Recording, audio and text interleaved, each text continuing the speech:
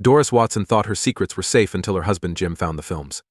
Ryan Donovan, the hotel manager, is only one of numerous men that Doris cheats on. Her web of deceit eventually unravels. To carry out their cold revenge, Jim partners up with investigator Hugh Hart Bill Nelson, Doris's new husband, then robs her of everything. The day was calm and serene. Thankfully, that was a long time ago. My business is raking in the dough. Hello, my name is Hugh Hart, and I work as an investigator at Hart & Bowman. Following those challenging early years, which we triumphed over, the past 6 years have been fantastic. I figured today would be an excellent day to clean up my computer. It was necessary to transfer and store the previous files on our server. Our work is now extensively used, and we spend a lot of time obtaining footage for it. Upon first glance at the files shown on my computer, I came to the realization that one might easily accumulate several clips depicting vacant parking lots if one is not careful. One caught my eye: Doris Watson. Of all of them, Doris is the one that sticks out the most. She first contributed to the expansion of my firm. Doris is among the most callous people I have ever met in my extensive experience in this industry. I couldn't figure out why her file ended up in my active folder. I opened the folder. There were a number of video files. Yesterday, being a Thursday, was the final one. I pressed the play button. Doris and the man were cradling the camera. She was on her hands and knees, and he was behind her. With her head cocked to the left and lying on the mattress, she turned her attention back to him. Quickly, he moved the camera to focus on what they were doing. Doris seemed to be enjoying herself. From what I could see, the woman was on her phone, like a camera. Specifically tailored videos were her favorite. With the video halted, I stared at the screen intently. Only a few days ago, 13 of the many movies were released. It was my decision to phone Jim Watson. He asked me to look into allegations of adultery between him and his wife. I raised my head and dialed Jim's number. It's Jim. Hugh Hart. Hello, Hugh? Oh, absolutely. Your last communication with me was quite some time ago. Nearly 6 years have passed, from what I can remember. It looks to be about right. Hugh, I have a question for you. For what reason would you like to give me a call shortly? Please don't bring it up on the mobile device. Some Doris videos just surfaced for me to watch. Since her predicament left little room for creativity, I feel compelled to discuss them. The call went unanswered. I waited, cognizant that he would struggle with this material. Finally, he cracked a joke. Getting others to recognize her seems to be her biggest source of joy. It would have been better if she hadn't allowed this to happen. Please tell me more. How about we get lunch? Take 3rd Street's Burger King as an example. I will pay for it. Hugh, there is no change in you. Telling me I'll foot the bill for fast food isn't going to inspire trust, is it? I long to be believed, but who will believe me? It would be very appreciated if you could pay. I'm only trying to help you out. He snorted softly, almost laughing. How about noon instead? Would 12.30 work? Before we have an intelligent discussion, I need to review what I have. It will take more than an hour and a half if you want to have a decent conversation, he laughed. I chuckled too. Jim, it's nice to hear you laughing. I hope everything is well with you. I'll see you at 12:30. Jim didn't seem to laugh to me after our last conversation. He seemed depressed. He had been hurt by Doris's actions. She was really nasty. I began going through files to find. I took in as much as I could, but I didn't gain any new knowledge. I was already familiar with most of Doris's traits. Our main duty at the agency is to find out if a spouse is unfaithful. Most of the time, we find out that they are, but sometimes it's about two people who aren't meant to be together. In some cases, divorce is beneficial for both parties. That wasn't the case with Jim and Doris Watson. Jim is the kindest man you'll ever meet. Doris had no excuse for being unfaithful, and she had no right to hurt him upon discovery, even though he was offended by her actions. This doesn't mean they won't argue when I explain that divorce can be beneficial for many of the couples we treat. They often argue fiercely, even when I intervene, or in significant issues like who gets to split the post-it notes. Truly retaliatory acts are rare. You never witness the cheater getting even with the other. Brutal. I viewed the tapes and thought of the Watson divorce. Although nasty, Doris is nevertheless quite attractive and has a superb sense of stagecraft. I was able to let go of the need to calm down before leaving work by keeping myself busy. I wanted to tell Jim everything. Jim was seated and eating his burger when I walked in. After placing my order and receiving my meal, I sat down with him. He got to his feet. We exchanged handshakes. Then we took a seat and struck up a conversation. Jim, it's been a long time. How are you doing? Yes, things were difficult for a while, but things do change. I was terrified to go on dates for someone even after that. I was ultimately introduced to a widow with 2 little children by a woman acquaintance at work. In March of last year, 3 years ago, we tied the knot. I have 3 amazing kids now. There has never been a greater life. 3? Yes, our one and hers too. 1 guy and 2 daughters, he declared. The boy is mine. He took a time to gather his thoughts. I have to change the way I think. I would want the females not to find out. They also hold significance for me. Jim, you're a terrific man. I get what you're saying. The boy is your kid, and you cherish each and every one of them. We ate our hamburgers and fries while chatting about small matters. I had a surge of recollections as we concluded our meal. Jim? Following your ordeal, my business saw significant growth. She's more concerned with enjoying herself in social situations than with using her intelligence to stay safe. You're not mistaken. Have you ever shown her any of the movies we downloaded to her phone? No, I haven't. When I asked her about them, she became defensive and wouldn't talk. I started the divorce process and, as you may remember, I gave the mayor's wife 1 video. Did she use it to file for divorce? No, I didn't give her a copy. She was a dangerous person to be around. She went straight to the press. The mayor often spoke about law and order, and she and him had a few children together. She exposed his lying, which ruined his reputation, despite being equally. Doris, like everyone else, was labeled a troublemaker. The events surrounding Hart and Bowman put them in the spotlight, and everyone knows what happened next. But Doris lost it when I showed the film to the mayor's wife. I had no right to pry into her personal life, she said. I found that unbelievable. Is that what enraged her? No. I told her that recording oneself wouldn't give her privacy. She interpreted that as a sign that I liked to watch. Jim seemed a little anxious. It's time to move on from the past, and she shows no signs of stopping. How did you get the most recent video? Do you remember when you accessed her phone? My partner gave you the surveillance software. Either she makes copies of her old phone, or she continues using the old one. And keeps me informed every day. To put it simply, I no longer check that folder. It's simply not acceptable to say that she can't access her phone anymore. Are you worried that you might get in trouble? Definitely. Bowman says he can remove the app remotely, as if he could sneak into her phone at night and remove it. I think a specialist could still find it, but she's not likely to ask for help. I'm grateful that you informed me about this. I must admit that I'm feeling pretty upset, but I need to give it some thought and have a conversation with my wife. She learned from our divorce that while she is free to do what she pleases, it might have negative consequences for others. She worries that by pursuing her passions, she might harm lives. It's not just. I'll take care of removing the app. You were still with her when I added it to your phone, so I didn't think to remove it. We erased it along with all the newly generated files when I realized my mistake. Now I'm sure we won't run into any problems. That's all I can ask for. We'll have to find another way, even though I want to show her new spouse a video. I'll stay in touch. Sometimes, taking risks is necessary not for thrills or vanity, but because it's the right thing to do. This seemed like a wise decision. Doris didn't cast a shadow, but rather, she displayed boldness. The mayor's spouse was determined to remove him from office, so Doris had to do something. The mayor and her were in a deadlock. Loss. Her husband enjoyed watching her with other men. Most of the videos he recorded were for him alone. It wasn't just words. She threatened to release the footage to the media, saying they would back her claims. Jim never got why her story got so little play. The mayor's wife was clearly impacted by betrayal. It was known that the mayor had cheated on his wife before.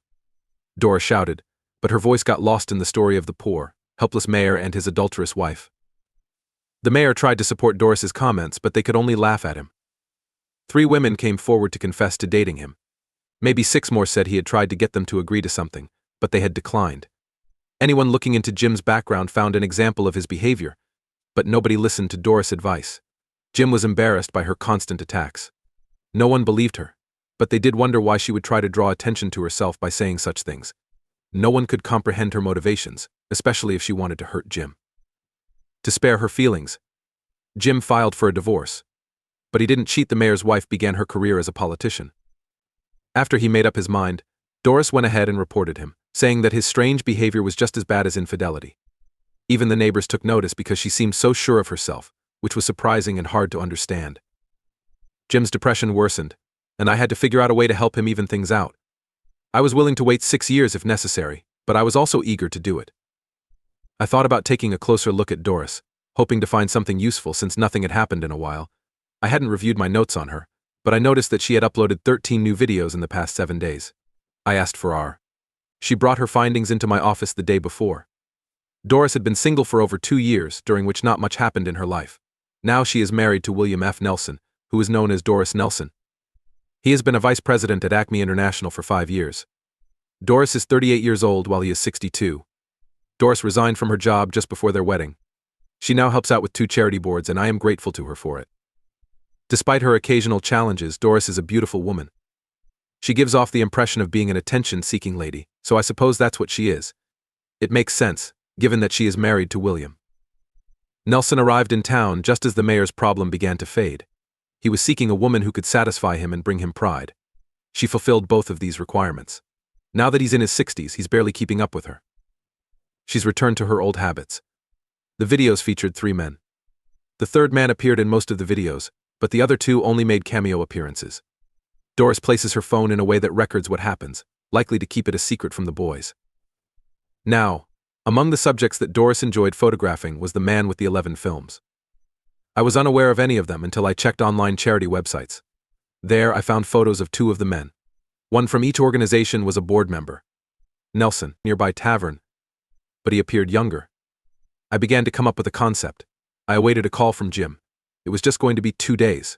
He and his new wife both desired to look after her. We spent some time discussing that.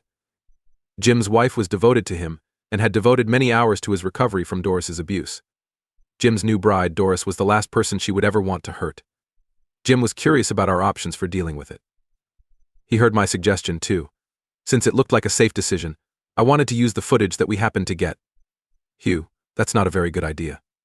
Doris really deserves more than that. She'll be furious. She'll tell you that even after our divorce, I'm still keeping an eye on her since she discovered my odd side years ago. What happens if we AITA publicity and made us famous? I'm too busy to spend time trying to figure out this mystery person right now, but I'll compensate you for your time if you lower your prices a little. That sounds like a great idea to me. All right. On Wednesdays at noon and Thursdays at 3 o'clock, she meets this guy. We can follow her for 2 days to see if we find anything. I'll do it for 40% off, but how about 50%? You're good at haggling, so find 50%. If we still don't find anything in a week, we can talk about my price again. On Wednesday, we didn't find anything. Her secret rendezvous. I went to a hotel with her on Thursday. To my surprise, the manager was a mystery man. He gave her a key and then went into the back room as she entered the office. As the first man went to greet Doris, another one came in to take his place. About 2 hours later, he came back with a big smile. I thought I might try to hide it a bit. When I entered the motel's office, the mysterious guy was back at his desk, with the words Ryan Donovan Manager written on a sign. Ryan was wearing his wedding band. Life can surprise you at times. Sir, how may I assist you? He asked. Ryan, I believe you can. Have you come across any interesting videos recently? Ryan's face quickly changed. No, not in my case. You and Doris Nelson were in room 134.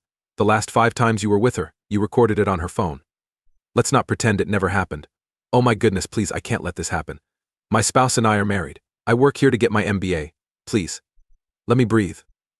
This could ruin my life. I have some wonderful news to share with you, Ryan. I don't want to hurt you, but Doris is a different story. So, let's move forward, as I explained my strategy. He confirmed it. Over the phone, I then shared my novel idea with Jim, and he was just as enthusiastic. As per my strategy, Ryan was to assert that he kept some of the footage while duplicating the rest, either blackmailing him or trying to convince him were the goals here. His identity would remain hidden. Without putting my job at risk, we could use video proof, and he would be spared the consequences of his actions. I had to put my personal interests first, even if it was hard to think of letting Ryan go. A few days elapsed. I coordinated a gathering of several with Jim and Ryan, representatives from both charity. In our group, Jim always started things off. It's great that you were able to attend. My news may not be easy to hear. Some members of your married groups are seeing Doris Nelson, my ex-wife. Tom Benson, I said, gesturing toward one set of people. Bill Mason, I yelled out to the other faction. According to Jim, Doris had a brief romance with the mayor at that time. A few years back, this information was widely covered in the press. You see, she likes taping her adventures and may view them any time she pleases, in addition to making some strange judgments. Jim paused for a while to think about it. Astonishment filled the board members. Jim carried on. Janice Davis, a board member, voiced her objection right away. We introduced ourselves to Ryan by going by Joe Smith, and he said, "How do you have this video?" Jim then turned to Ryan, and another participant, Ralph Williams, asked if Joe could explain it to them. Even though it wasn't very noteworthy, it masked his actual identity. We had rehearsed his little speech. First of all, my real name is not Joe Smith. I am thankful to these men for assisting me in concealing my identity. We have progressed to the point where I am using Miss Nelson's phone to record videos since we are both involved. I finally obtained the movies that Jim had mentioned when I transferred part of them to my own phone while I was using it. He stopped suddenly. We want to hurt as few people as possible, I added. Especially, we don't want any problems to hurt your great companies. We want Doris to pay for her actions. She should be kicked off both boards, and her husband should know what she did. I was accepted by everyone, so I continued. I have a short film for each board. Each one is around 10 seconds long. I would like to send these to you. While there's nothing explicit in the films, it's clear what the characters are getting into. I sent the films after everyone nodded their approval. In that brief 10 seconds, they listened intently, completely engrossed. Before I left, I wanted to make sure I had Joe's okay. He seemed to be in considerably better spirits as he left, and everyone complimented him. After that, our discussion became rather lively. The charity's leaders were enraged. Scandals destroy nonprofits. Doris was not the only one they wanted to see punished. The men were also expected to shoulder the burden. We spoke about the chance that something like that may happen. They suggested just informing, since they were so enraged, everyone at the subsequent public gathering. Compared to Jim's, my idea was far better. Fortunately, once tempers flared, everyone rallied behind our plan. After all was said and done, Jim achieved his goal. In addition, 2 persons selected by both boards paid a visit to the home of the male board member. They briefed his wife on the affair and showed her the video evidence. As a result, 2 branches were formed. After that, I accompanied representatives from both charity to visit Mr. Nelson. We walked him through everything and showed him the 2 short videos. This infuriated Nelson. Doris had promised him it wouldn't happen again, despite his knowledge of her history. In order to safeguard himself, he was cautious to get a prenuptial agreement.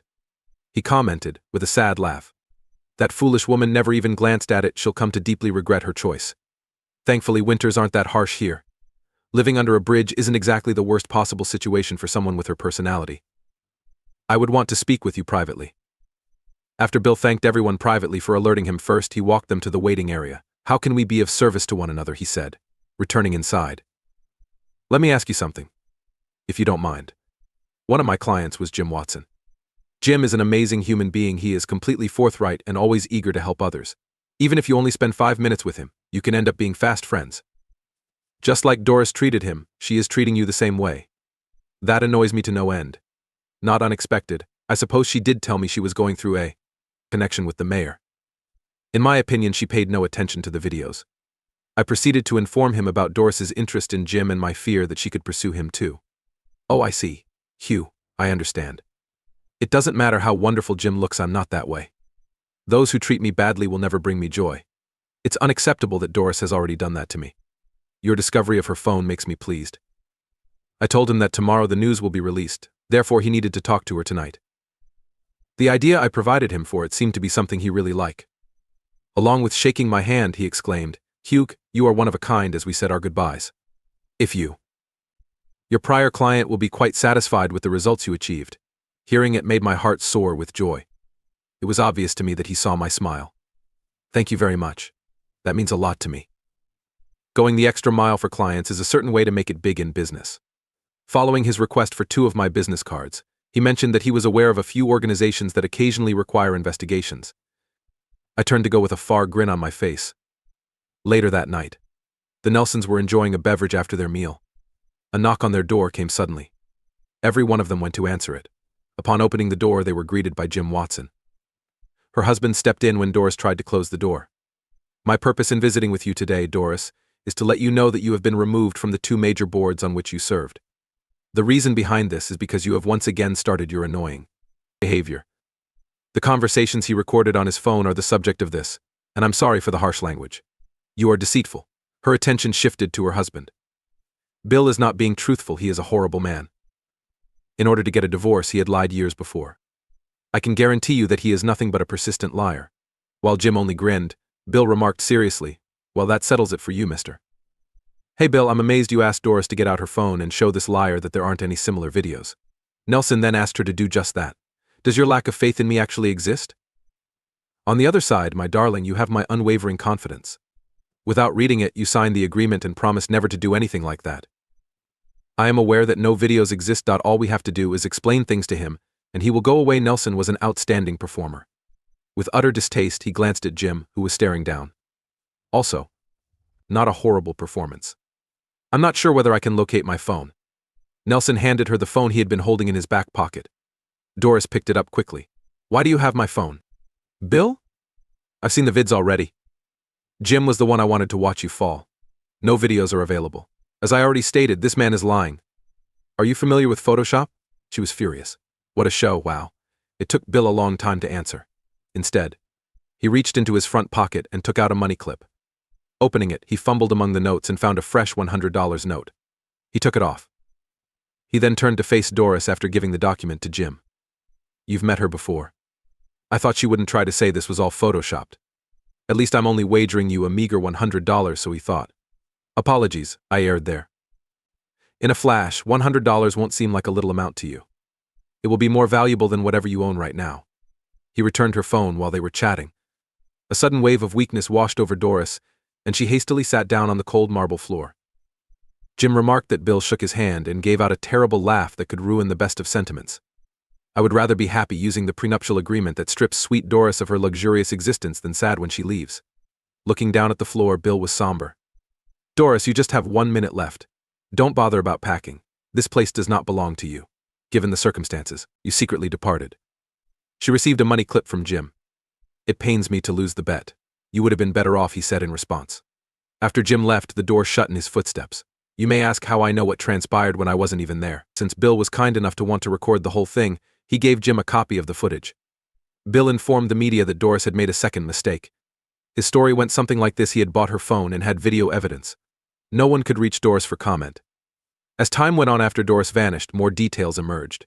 She was to get the $197 that Bill had stashed in his wallet. Although he thought her value was merely $200, he was still infatuated with her. For use with everything. Bill was at a loss for words when Doris said something out of the ordinary. Because she lied, he lost almost half of what he was intending to give her. When I first heard that serial cheat Ryan Donovan had gotten away with it, I was disappointed. Jim scowled in silence. He insisted that Doris would see Ryan as the weak link in the chain. And that's how her whereabouts were learned. Ryan would definitely pay his fair share, she would be sure of it. Jim had it right. Doris and Ryan seem to be living under the same roof right now. Watching this video is very appreciated. Stay tuned for more captivating tales of betrayal and revenge by subscribing to Infidelity Plus. If you want to see our newest posts first, make sure you enable notifications.